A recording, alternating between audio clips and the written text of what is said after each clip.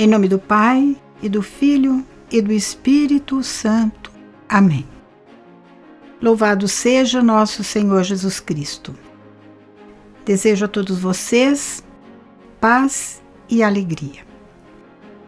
Chegamos ao final dos comentários sobre a oração diária da nossa família, parte por parte. A última petição que nós fazemos, depois da invocação dos nossos santos, de devoção próprios da nossa comunidade e fraternidade, é fundamentada no Evangelho de Jesus. Quando nós pedimos, enviai, Senhor, operários para a vossa messe. Por 3 vezes nós repetimos o mesmo pedido, colocando intenções para cada vez.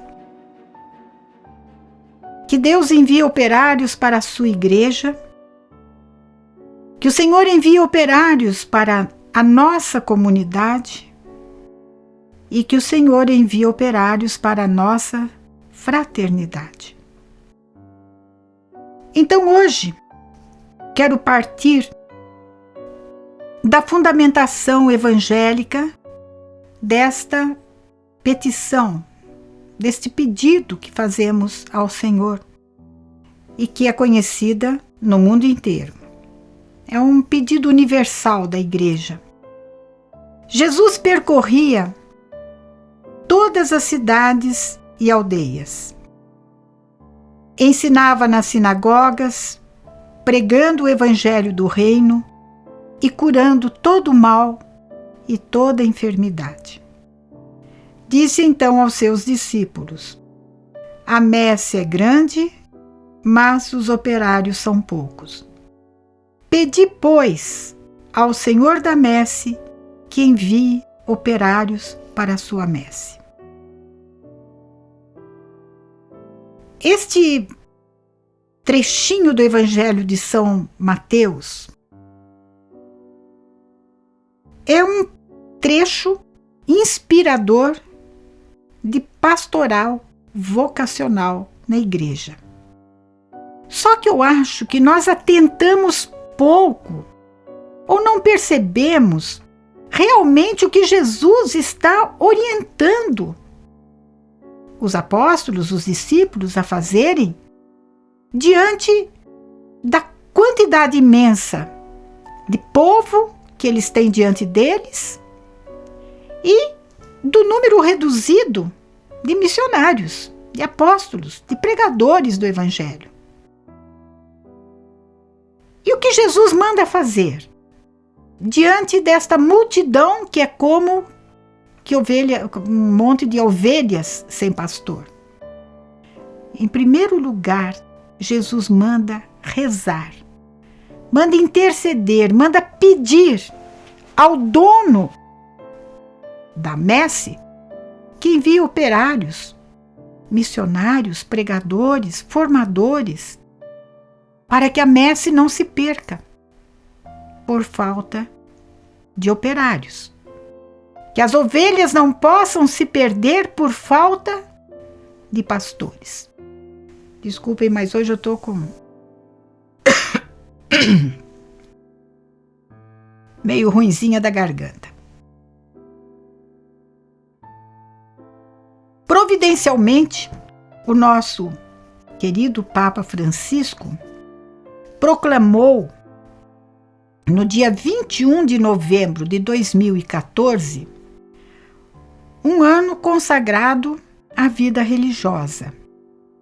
Começou no 21 de novembro de 2014 e vai até 2 de fevereiro de 2016, que é a festa da apresentação de Jesus ao templo. É uma data em que muitas congregações religiosas escolhem para ser aquela em que seus religiosos vão fazer os primeiros votos, vão entrar no noviciado, vão fazer os votos perpétuos, como o meu caso. eu fiz a primeira profissão e os votos perpétuos no dia 2 de fevereiro.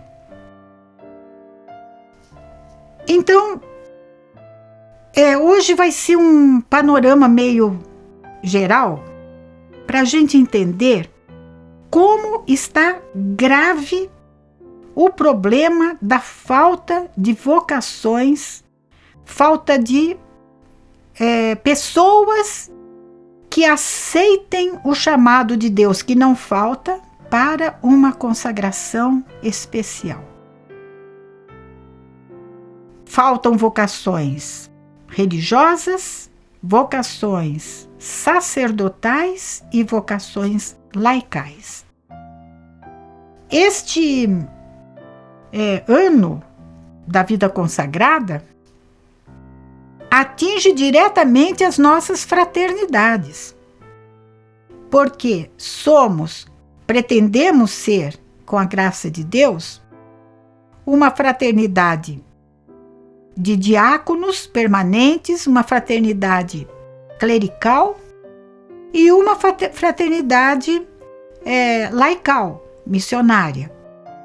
E o Papa, no seu documento, ele se dirige também às várias formas de consagração que estão implantadas nas novas comunidades, como é o nosso caso.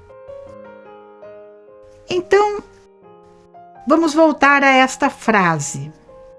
A falta de vocações consagradas no mundo hoje é seríssimo. Creio que não seja em vão e exatamente por este problema que o Papa instituiu o ano da vida consagrada. Para quê? Para termos mais orações para fazer pelas vocações, para termos mais documentos na nossa mão. Só isso? Olha, a oração é fundamental. O estudo dos documentos, que certamente virão ao longo deste ano comemorativo, certamente esses documentos não podem ficar trancados nas nossas gavetas. Nós precisamos, sim, manuseá-los, aurir dali inspiração que certamente, vinda do nosso Santo Padre o Papa, servirá para passos que Deus vai conduzir a nossa fraternidade no sentido de crescermos em profundidade de vida testemunhal e também crescermos em irradiação para outras pessoas se entusiasmarem também por aceitarem um chamado especial de Deus, repito, que não falta. O que falta talvez seja a nossa parte. A nossa parte de fazermos aquilo que os primeiros apóstolos fizeram. Um ia atrás do outro e falava: encontrei o Messias. Né? Encontramos aquele que nós estávamos desejando. E com isso conseguiam atrair pessoas no seguimento de Jesus. Eu gostaria agora de comentar com vocês alguns dados que eu recolhi e que explicam por que é que nós consideramos grave a situação da falta de vocações, no nosso caso, falta de vocação para as nossas fraternidades. E o que isso tem a ver com você? O que isso tem a ver comigo, conosco? O padre Rosti fez um estudo sobre essa problemática. E vejam a que conclusão ele chegou. Das congregações religiosas fundadas antes de 1800, 76% já não existem mais.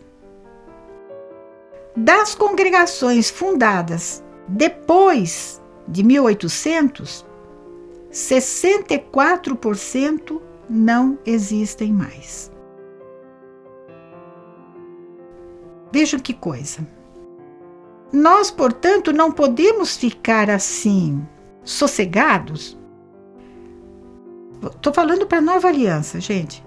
Nós temos como uma base de fé. Para mim, é uma base de fé e de esperança. A palavra, a promessa que Deus faz no Salmo 89 para Davi, que eu assumo para mim e para nossa comunidade. Uma promessa de perpetuidade. Eu acredito que os fundadores dessas congregações que deixaram de existir tinham também essa esperança de que a obra que Deus havia começado e conduzido através deles não terminaria. Portanto, nós não podemos abusar da graça de Deus, confiante na promessa do Senhor, sem que nos comprometamos para que esta promessa se torne realidade. Deus precisa contar com seus filhos, precisa contar com você, precisa contar comigo. Um irmão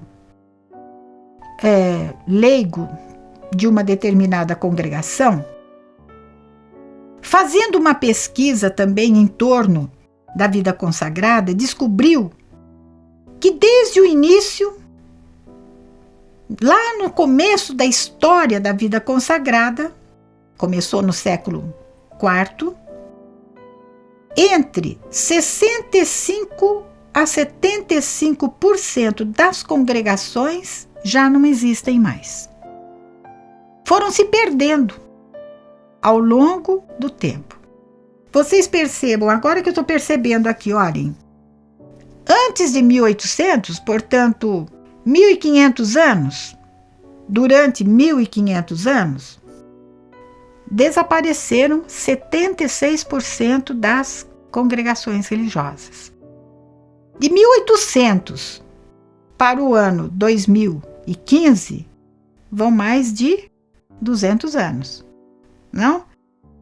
1.500 anos e aqui 200 anos. Já desapareceram 64%. Por que será?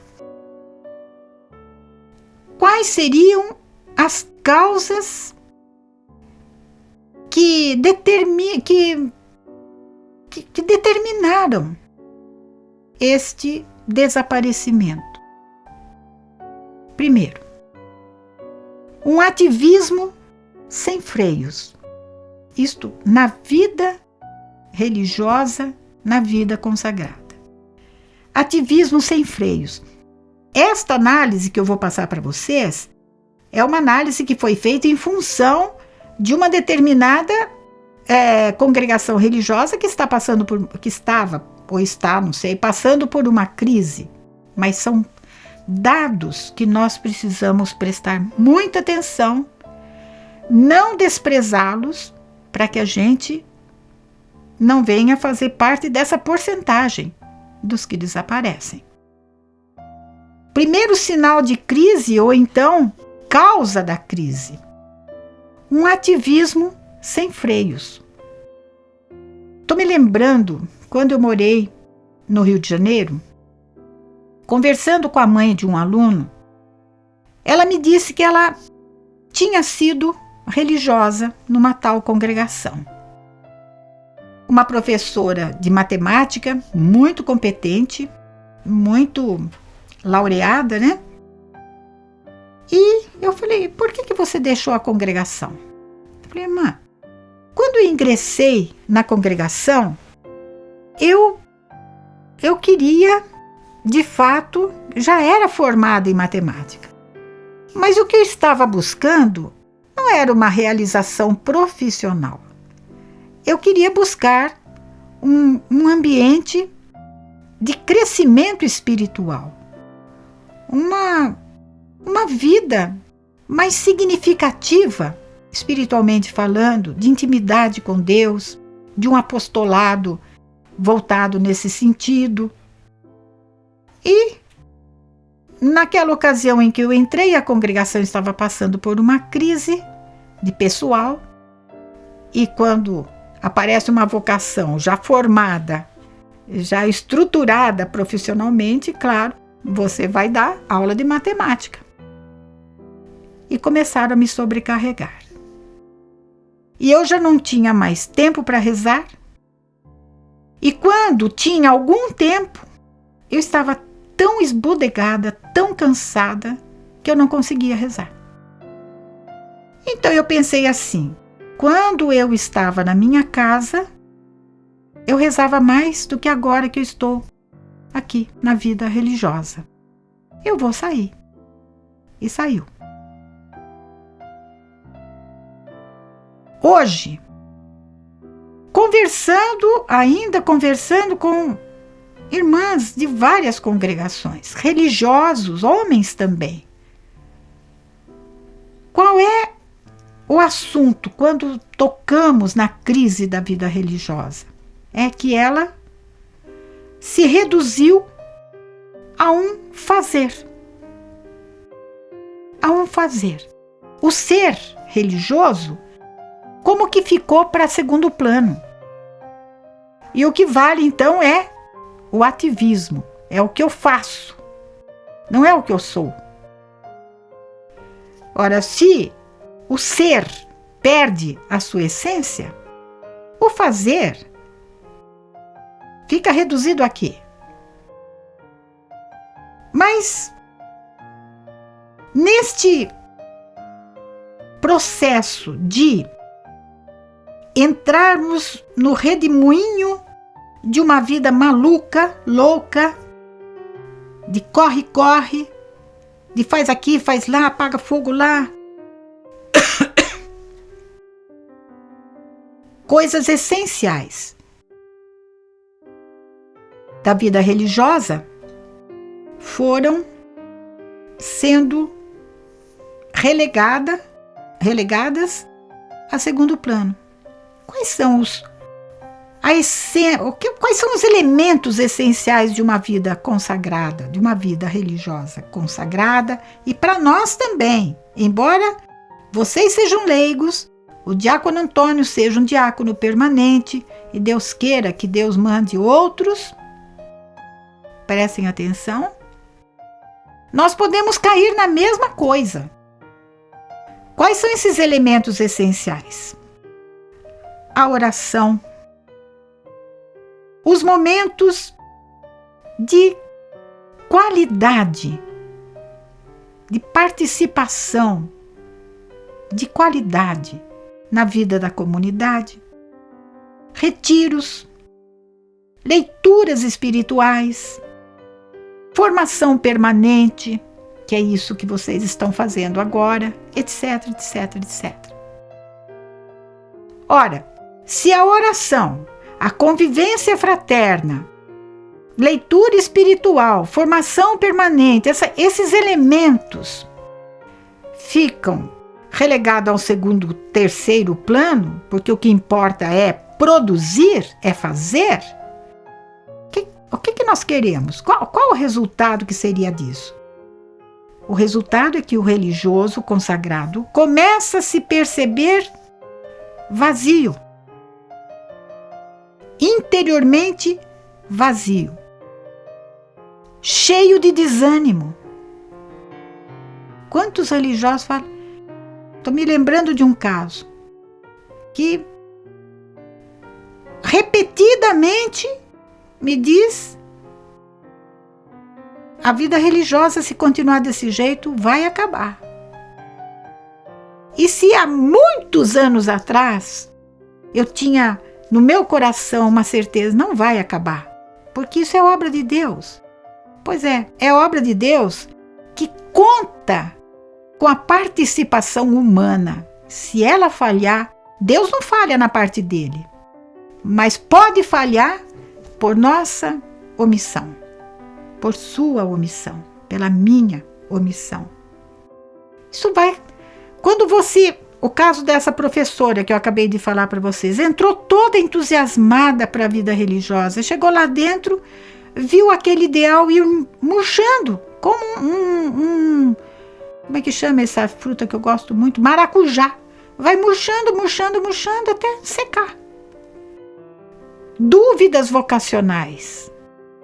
Não tem ambiente de espiritualidade, um ambiente de crescimento, um ambiente de estímulos, de testemunhos, de oração comunitária consistente, de tempo suficiente de uma oração pessoal, profundo.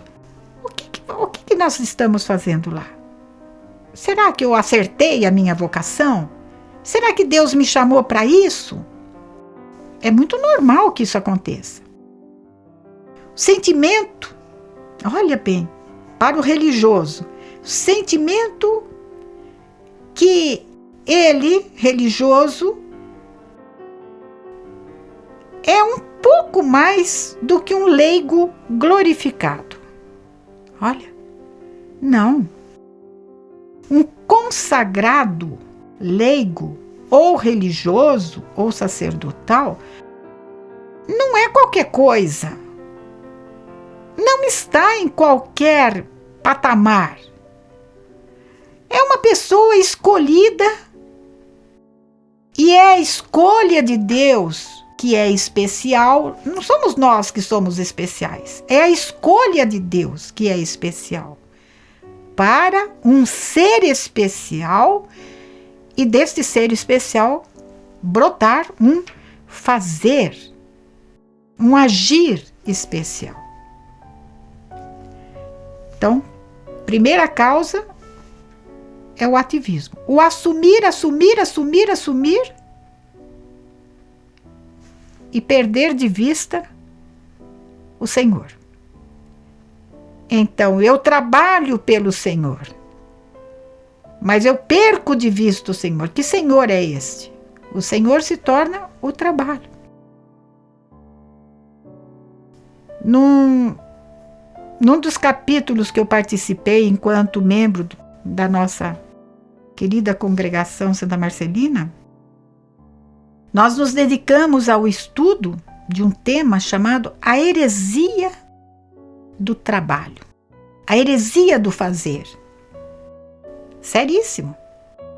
Mas qual seria o segundo ponto para nós analisarmos? A secularização.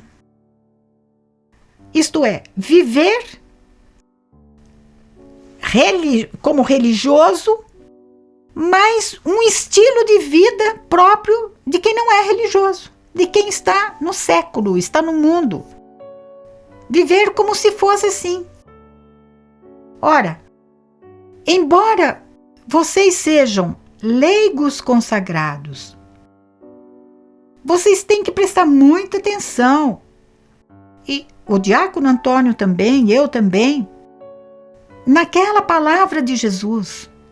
Vocês estão no mundo, mas não podem ser do mundo. Vocês não podem ser pertença do mundo. A secularização nos faz fazer o quê? Dar muita importância, muita carga em cima do aqui e do agora. Então, qualquer coisa que solicite de mim aqui e agora é preferida ao momento comunitário, com os meus irmãos, com as minhas irmãs, ao tempo de oração pessoal ou comunitária.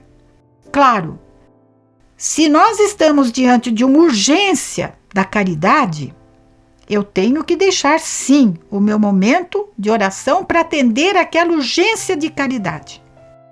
Mas não sendo assim, não vamos inventar não vamos amortecer, neutralizar, não é isso?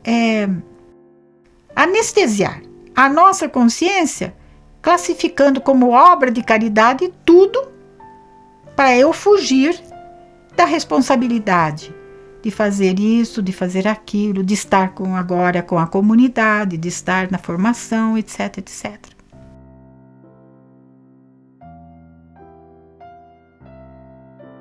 Quantas vezes nós começamos a ver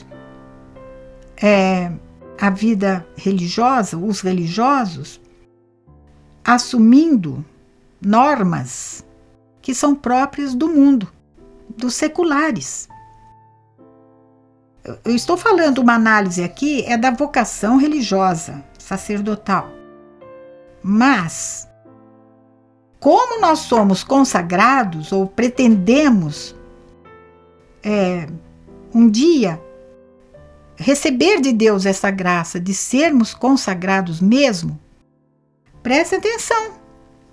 Se nós já estamos convertidos, ou estamos nesse processo de conversão, de êxodo dos valores que o mundo que o mundo quer nos impor, nós começamos a esquecer com isso os valores evangélicos. Eles começam a ser tão difíceis, claro, porque eu já não sou alimentada na minha oração. Eu já não estou envolvida com os meus irmãos. Eu estou sempre dizendo não posso, não quero, não faço isso e aquilo. E com tanta coisa que eu assumi, que eu acabo me enfraquecendo nos critérios de vida de Jesus. E quando eu enfraqueço nisso, o mundo vai entrando. O mundo é uma fumaça, gente. Entra por baixo da porta, pelo trinco da chave, ele entra por tudo quanto é canto, brechas que nós damos. Secularização. Viver como o mundo gosta que nós vivamos. Quantas vezes, misericórdia, eu já precisei, conversando com alguns sacerdotes, falar: padre, mas isso não convém ao Senhor. Não convém ao Senhor falar e fazer coisas que o leigo pode fazer. Não tem nada a ver. Mas a sua vida é diferente. A sua vida é diferente. Infelizmente eu não posso dar os exemplos, mas seria uma bomba se eu falasse. Mas vou ficar quieta. Adotamos, por essa fraqueza espiritual, começamos a adotar os ideais do poder.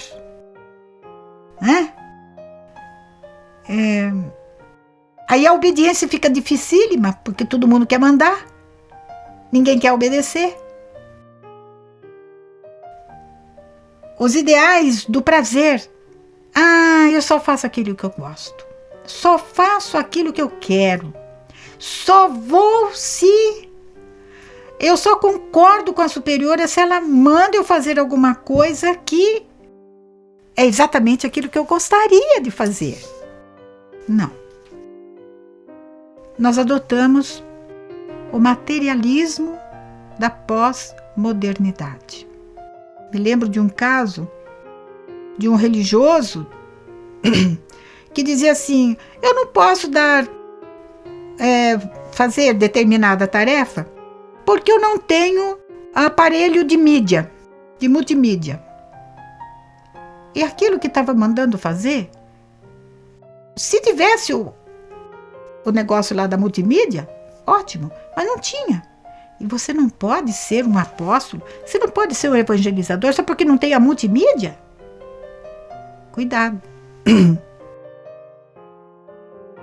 Despencou meu fone de ouvido aqui.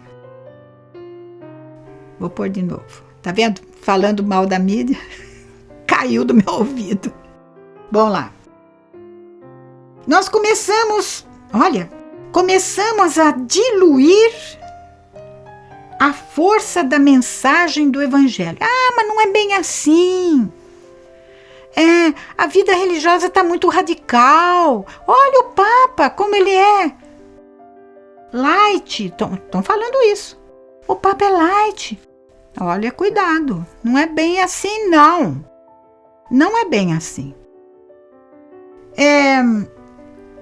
Perdemos a nossa força profética na igreja e no mundo. Perdemos a autoridade de denunciar. Por quê? Porque eu estou fazendo igual. Se eu denuncio o erro lá do mundo, estou praticando a mesma coisa, eu estou me denunciando, então eu calo a boca. E perco, portanto, também o profetismo do anúncio, o anúncio profético. Não denuncio, não anuncio, não anuncio e não denuncio, então eu faço uma média politicamente correta com o mundo e muitas vezes dentro da própria igreja, que vemos tanta coisa que precisa ser consertada na nossa comunidade, na nossa fraternidade, para não falar da casa do outro, vamos falar da nossa. Fico quieta. Eu até teria uma sugestão para dar. Aliás, vai ser uma tarefa desta pregação, desta formação. Vai ser uma tarefa. Moral da história. Nós ficamos exatamente como todo mundo fica. Tá vendo? Nós ficamos como todo mundo fica. Não fazemos a diferença. Terceiro ponto desta causa da crise que nós estamos vivendo, por parte da vida consagrada, é a incoerência no seguimento de Jesus Cristo. Nós começamos a perder, já falei isso no primeiro ponto, mas nós começamos a perder de vista a nossa identidade de consagrados, de pessoas separadas do mundo que se perde. Existe o mundo bom, mas o mundo bom tudo bem, ótimo, é reino de Deus, mas e aquele mundo que se perde? Eu não posso perder a minha identidade para me adequar a um estilo de vida que o diabo gosta. Não posso. Nós começamos a nos agarrar às estruturas para a nossa defesa. Sempre foi assim, o fundador quis assim, e nós mexemos uma palha para que as coisas possam melhorar. Nós nos prendemos. Não, nossa congregação, a nossa comunidade é sólida, tem princípios. Olha aqui os documentos nossos, nosso foco, nosso carisma, está tudo bonitinho. Estrutura, tem que haver, tem que ser incrementado. Porém, isto tem que ser um instrumento de exame de consciência para nós. Eu estou vivendo isto que o Espírito Santo inspirou ao nosso fundador, à nossa fundadora? Estou sendo coerente? Porque é nisto que está a nossa fraqueza e a nossa força. Fraqueza se nós destoamos dessas coisas pela nossa vida, dentro e fora da comunidade, dentro e fora da fraternidade. Força se nós procuramos adequar a nossa vida a esse patrimônio maravilhoso que o Senhor concedeu à nossa igreja e à nossa sociedade civil. Quando nós nos apegamos a uma história gloriosa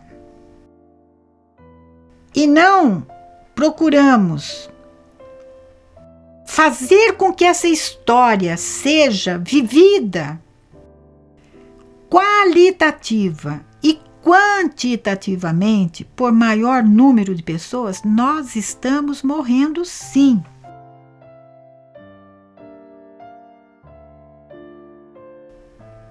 Qual é um grande risco nesta incoerência no segmento de Jesus, que era um homem atirado, um homem livre? Para ele interessava o que é a vontade do Pai e o bem da humanidade, a salvação da humanidade. Ao invés disso, corremos o risco de nos prendermos a certos formalismos. Fazer por fazer, sem vida, sem experiência de Deus. Nós projetamos uns para os outros nas comunidades de vida, projetamos nos momentos em que estamos juntos, projetamos para fora, talvez dentro da nossa família e para fora da nossa família, na sociedade em que vivemos, projetamos cansaço, mau humor, desilusão, desânimo por aquilo que somos. Não falamos, mas atitudes e cara que mostra que nós não estamos acreditando muito naquilo que nós estamos fazendo. E por isso, mais uma vez, perdemos a força do profetismo. Um outro ponto fortíssimo, determinante da crise, é a falta do espírito de fraternidade. O amor fraterno entre nós. E a vida comunitária, por falta desse espírito fraterno. Eu tive uma superiora maravilhosa, a superiora Maria Pires. Velhinha, morreu muito velhinha, mas ela batia na mesma tecla. Irmãs, nós precisamos sair do espírito de comunidade para o espírito de fraternidade. Por quê? Porque é a fraternidade que constrói a comunidade. É o espírito fraterno. E nesse sentido, a vida comunitária, nós não temos comunidade de vida, certo? Mas o tempo que nós passamos juntos, nos nossos encontros semanais, nos nossos aprofundamentos finais, mensais, nos nossos aprofundamentos, nos nossos encontros anuais, por serem poucos momentos juntos, nós precisamos crescer e muito na busca desse entrelaçamento de coração, fraternalmente convivendo. Não é, portanto, demais eu dizer que parece que nós nos amamos. O mundo vê com clareza a casquinha. Vê com clareza, aquilo não cola. Alguns momentos em que nós fingimos ser fraternos, quando na realidade não somos. Nós não nos amamos ainda como deveríamos amar. Este ano 2015 tem sido uma proposta de Deus para nós. Minha carne para a vida do mundo. Que mundo? O mundo que começa agora. Que começa aqui, na sua comunidade fraterna, na sua fraternidade, lá na sua casa. É no mundo pequenininho, gente. No mundo mais próximo de mim. Porque eu querer ser fraterno lá com quem está na China, com os refugiados que estão... Misericórdia. Rezem por essa multidão. Vamos rezar por essa multidão que estão fugindo da fome, da guerra, da doença, de um viver desumano. Não podemos ficar indiferentes. Fugir um pouquinho. Mas, voltando então no nosso ponto da falta de fraternidade, porque o que triunfa é um individualismo doentio que tem destruído o sentido da comunidade. Ah, não, eu tenho a tarefa de pregar. Então, meu compromisso é me preparar bem, taranã, taranã, taranã. Ótimo. Mas eu vejo que a coordenação daquele grupo para quem eu prego não está bem. Eu percebo que não há pontualidade, que não há um bom relacionamento, não há comunicação. Não, mas eu não tenho nada a ver com isso. O meu negócio é pregar. Não, pera um pouquinho. Você é um membro da fraternidade. Você é a alma da comunidade. A fraternidade é a alma da comunidade. Fraternidade que tem como alma também o relacionamento com Jesus Cristo, que não foi um homem indiferente a nada e a ninguém. E é nele que nós nos espelhamos. Nós experimentamos hoje uma sociedade fortemente egoísta, em que o eu e o meu é que está por cima. É o carro-chefe que conduz minhas atitudes, nem que seja para passar por cima do outro. Isto não pode acontecer entre nós. Aqui, o eu e o meu tem que estar em segundo ou terceiro plano. O que tem que prevalecer é o nós e o nosso. Se quisermos não apenas viver juntos, nós não podemos apenas viver juntos.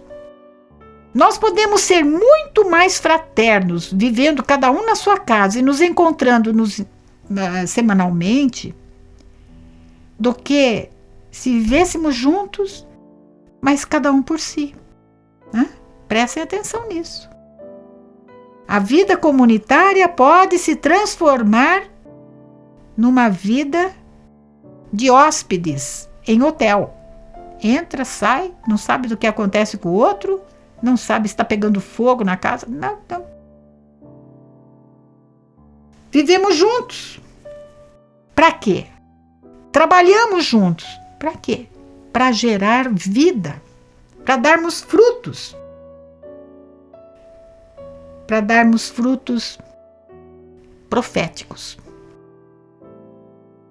Portanto, a falta de amizade, a fofoca, a panelinha, não pode existir entre nós. Essas coisas, essa falta do amor fraterno não atrai ninguém. Ninguém quer abraçar a nossa vida. Um outro ponto negativo, causador da falência, quase que falência da vida religiosa, consagrada, são as desistências. Quando eu estava no noviciado, mas nem de longe, e olha que isso foi em 1965 e 66, nem de longe se podia imaginar que um religioso, uma religiosa, pedisse dispensa dos votos, depois de votos perpétuos. Não, depois de votos temporários já era um problema. Nossa, era um escândalo. E depois dos votos temporários? A mesma coisa. Pior ainda. Gente, hoje, isso está banalizado. Ordena sacerdote agora, daqui 6 meses, cadê? Sumiu, casou, largou tudo. Gente, eu estou analisando uma situação. Claro que existem aqueles religiosos, sacerdotes e leigos que conduzem a sua vida na graça de Deus, na fidelidade, lutando aos trancos e barrancos, mas vai. Mas eu estou analisando com vocês o que está acontecendo. Mal fez os votos perpétuos, dali a pouco já está... cadê? Não, eu acho que eu não tenho vocação, eu errei meu caminho. Mas, gente, você teve quanto tempo para pensar? Não se abriu com seu confessor?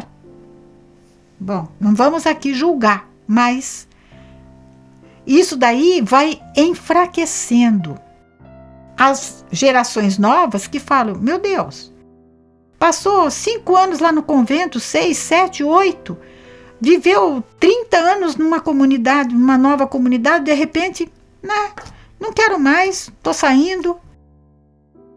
Isso enfraquece o sentido da vida consagrada, dá medo nas novas gerações.